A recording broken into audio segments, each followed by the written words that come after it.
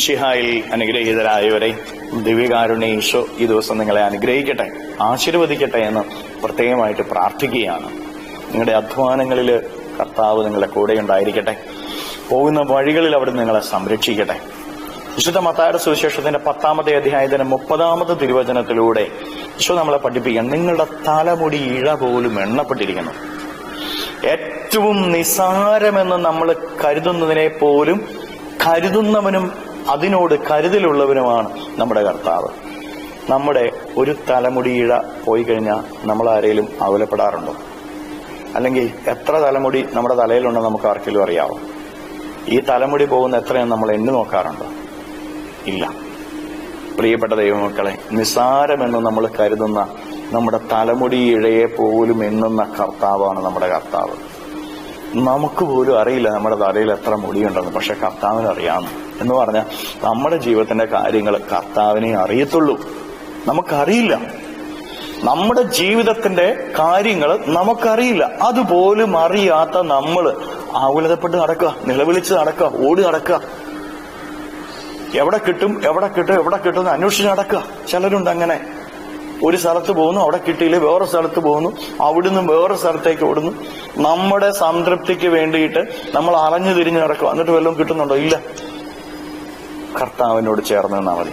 കർത്താവ് ഒരു കർത്താവാണ്, പല സ്ഥലങ്ങളിൽ പല കർത്താവില്ല. പ്രിയപ്പെട്ട ദൈവമക്കൾ, അതുകൊണ്ട് നമ്മൾ മനസ്സിലാക്കിക്കൊള്ളണം, നമ്മുടെ തലമുടി ഇഴകളെ പോലും അറിയുന്നവനും എണ്ണിയിട്ടുള്ളവനുമായ നമ്മുടെ കർത്താവ് നമ്മുടെ കൂടെയുണ്ട്. അവിടെ നമ്മുടെ കരുതലുള്ളവനാ. നമ്മുടെ ജീവിതത്തിന്റെ കാര്യം എന്തെന്ന് അവനറിയാം. അവൻ നമ്മളെ സഹായിക്കും. എപ്പോഴാണ് നമുക്ക് ആവശ്യമെന്ന് അതിനനുസരിച്ച് അവൻ തന്നുകൊള്ളും. നമ്മൾ അതിലേ ഓടി നടക്കേണ്ട കാര്യമില്ല. ആ കർത്താവിനെ സ്നേഹിച്ച് കർത്താവിനോട് ചേർന്ന് നിന്നാൽ മതി. ആ കർത്താവിന് മുമ്പിൽ വിശ്വസ്തയോടെ ജീവിച്ചാൽ മതി. ആ കർത്താവിന് മുമ്പിൽ നമ്മുടെ ജീവിതത്തെ ഒന്ന് മാറ്റിയാൽ മതി. തിന്മയെ നമ്മുടെ ജീവിതത്തിൽ നിന്ന് മാറ്റിക്കളഞ്ഞാൽ മതി. അവിടുത്തെ വചനം പാലിച്ചാൽ മതി. അവിടുത്തെ തിരുമുമ്പിൽ നിരന്തരം നിന്നുകൊണ്ട് കർത്താവെ ജീവിതത്തെ രക്ഷിക്കണമേ എന്ന് നിലവിളിച്ചാൽ മതി. അവിടുന്ന് നമ്മുടെ ജീവിതത്തെ ഏറ്റെടുക്കും. അലഞ്ഞു തിരിഞ്ഞ് നടക്കേണ്ട കാര്യമില്ല. പ്രിയപ്പെട്ട ദൈവമക്കളെ, കരുതലുള്ള കർത്താവ്, കരുണയുള്ള കർത്താവ് നമ്മുടെ കൂടെയുണ്ട്. അവൻ നമ്മളെ കാണുന്നുണ്ട്, നമ്മുടെ ജീവിതത്തെ അറിയുന്നുണ്ട്. ജീവിതത്തിന്റെ കുറവുകളെ അവൻ മാറ്റി തന്നോളും. അവൻ മാറ്റിയാലേ പൂർണ്ണതയിൽ നമ്മൾ എത്തുകയുള്ളൂ. കരങ്ങളെ യാചനയോടെ പിടിച്ച് നമ്മുടെ ജീവിതത്തിന്റെ എല്ലാ കാര്യങ്ങളെയും ഈശോയ്ക്ക് കൂടി നമുക്ക് സ്തുതിക്കാം. ഹല്ലേലൂയ.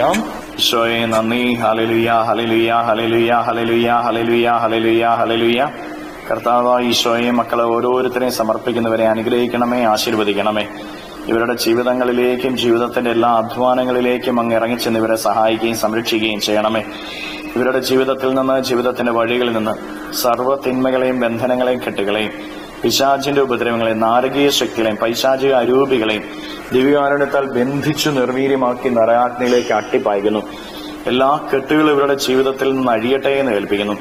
എല്ലാ തിന്മകളും ഇവരുടെ ജീവിതത്തിൽ നിന്ന് മാറിപ്പോകട്ടെ എന്ന് ഏൽപ്പിക്കുന്നു. പൈശാചിക അരൂപികൾ മാറിപ്പോട്ടെ എന്ന് കേൾപ്പിക്കുന്നു. ഹല്ലേലൂയ, ഹല്ലേലൂയ, ഹല്ലേലൂയ, ഹല്ലേലൂയ.